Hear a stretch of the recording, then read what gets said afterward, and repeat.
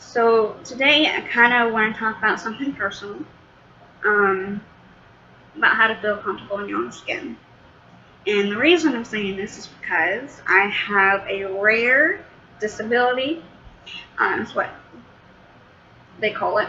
I have bladder exstrophy and focal dermal hypoplasia syndrome, which is very, very rare. Only 2 people in the entire world has it. So me and this one girl, and I kind of really want to meet her, and I know of her, but I kind of really want to meet her and kind of like talk with her about our experiences, because people try to understand, but they don't know what you went through. Now, I've gone through many, many surgeries, and many good worse, but I've gone through many surgeries because I have bladder exstrophy, which is when you're born, your bladder's born on the outside of your body. Now, after surgery, they put it all back in there, and when I was 8 years old, I had to make a really big decision as to how I want to use the bathroom. So, I chose a 12-French catheter and put it in my stoma, where my belly button used to be. So that's how I use the bathroom. Now, it's different from men and women, so people can compare stories about that. But, so I chose that when I was 8 years old. It was a big decision. I was in the hospital for a while. There are days where I don't like it. You know, it sucks. I just wish I could pee normal, but I can't. So, another thing that I have is focal dermal hypoplasia syndrome. It is where you see a whole bunch of red. I don't know if you can actually see it. It's all over my body. So, and what it is undeveloped skin. It happened when I was in the womb and all that. So that it happens when you're born, or before you're born.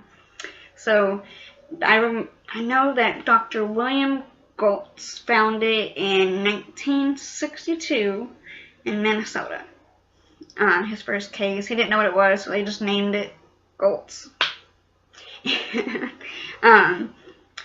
Goltz and focal dermal hypoplasia syndrome is very difficult, especially when you grow up with it, because you have to face bullies in high school and middle school and elementary school, because you're not the same as everybody else.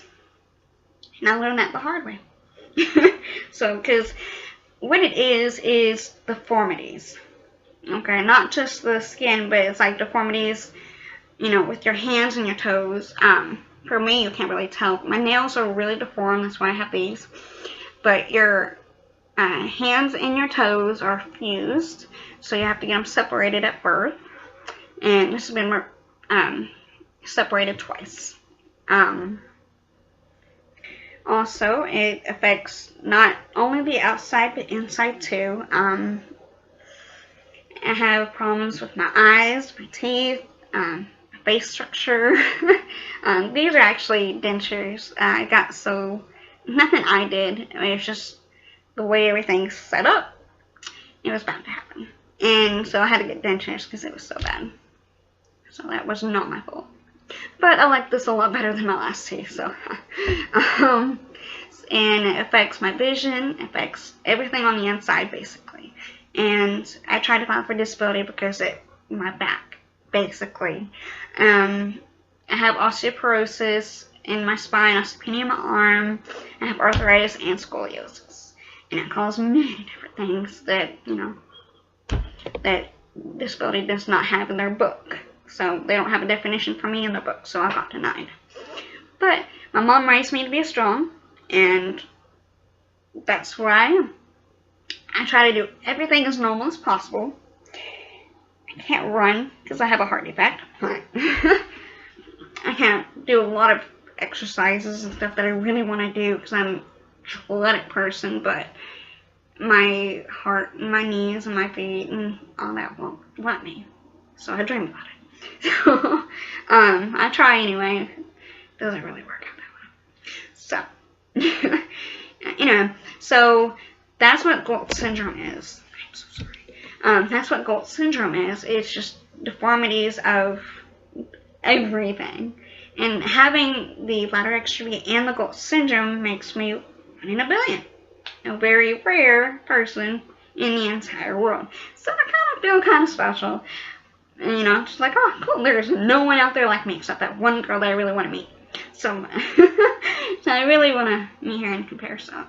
But it feels good to be the only one in the world besides her that's like that, because they say that it goes through genetics, and I have looked at my family history and all that, and no one else has it. So I don't know where all this came from. Maybe I'm awesome. But growing up, it was not fun. I mean, I had a pretty normal childhood, you know, to the best of my parents' abilities. You know, they worked hard and kind of gave me a normal life. Me and my sister and brother and all that kind of give me a normal life. And I do appreciate them so much for that, you know. And so, I mean, I did live a normal life. And I'm so happy and so thankful for that. My mom raised me to be strong and independent. So, I want to thank her for that. But anyway, just having all of this, I try to feel as normal as possible. But in the summertime, you see everybody's wearing shorts and dresses and all that kind of stuff. And sometimes I feel self-conscious. Self-conscious because I don't like wearing shorts because of goltz syndrome. It has everything all over my legs, so I don't really feel comfortable doing it. You know, just not really anyway. But there are days where I'm just like, I am me, I really can't change it. I tried to put makeup on, it really did not work. So anyway, but there are days where I struggle a lot, and it sucks sometimes when you go through all that and you're like, why can't I be normal? Why can't I do this and that? But in retrospect, you gotta be so thankful that you're rare. No one else is like you. So if you're walking around wearing shorts and people are staring, go right ahead, because no one else is like me. So if they want to stare, fine. You know, now that I'm older, I don't care what they think, only because I don't know what they're thinking.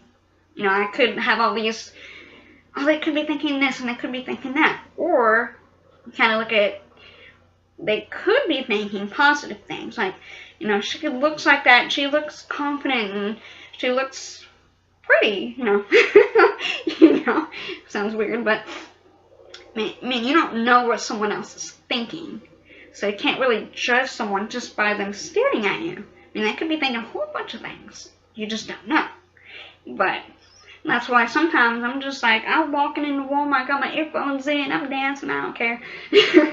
So, I mean, I'll wear shorts like when I'm walking to Walmart, because it's hot outside, especially in Tennessee. It is hot. So, I'll wear shorts. But there are days where I feel very, very self-conscious and I'll wear pants, like all throughout summer. Now, the winter does not like my skin. Now, I say that only because these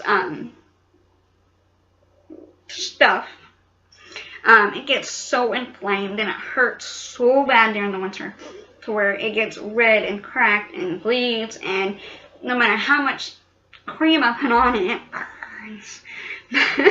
But it hurts.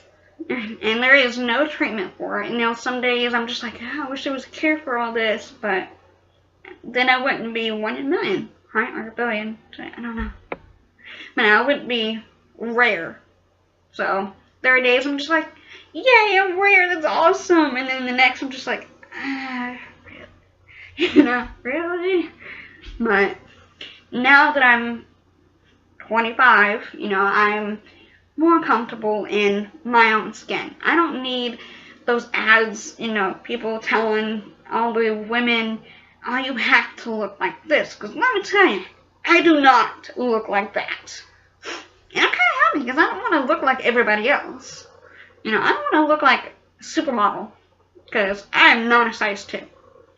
So, so I'm now I'm more comfortable in my skin, and I really like it.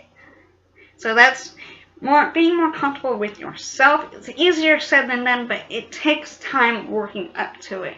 But you gotta think, you are the only one living your life. And if I can do it, so can you, basically. But it takes time. It does take a lot of self-character building, and you gotta set a goal. Like, do you really want to care what other people think of you?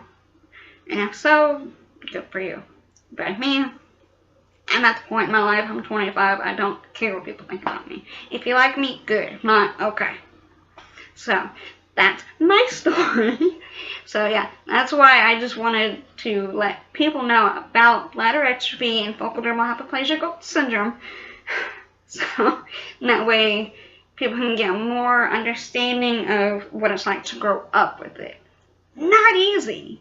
But once you hit adulthood, you get more comfortable with it. You know how your body is, you know how things are, and so you should be good with it. If not, then character building, I guess.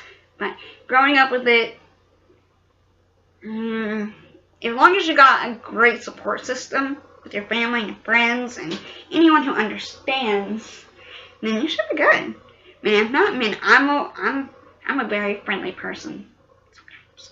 I'm a very friendly person. So if you have any questions, just let me know. If you have any questions about the bladder exstrophy or focal dermal hypoplasia goltz syndrome and want to know more, that'd be great. And I'm really hoping I can find her. Because last time I knew, like, that girl, I don't know her name or anything, but I know she looks exactly like me. Kind of. So, I just saw pictures of her. That's all I did. And when they did a study on her. But yeah. Anyway, I'm going to go ahead and wrap this up so I can get back to doing what I was doing. But I just want to let people know about bladder exstrophy and focal dermal hypoplasia goltz syndrome, and how if you have one or the other or both, it's okay to have, it's okay. Sounds weird, I know, but it's okay. Eventually you'll be more comfortable with yourself. If you are, that's awesome. You know, it not easy, but when you get older, you can become more appreciative, I guess. Alright, now I'm just rambling. Okay, bye.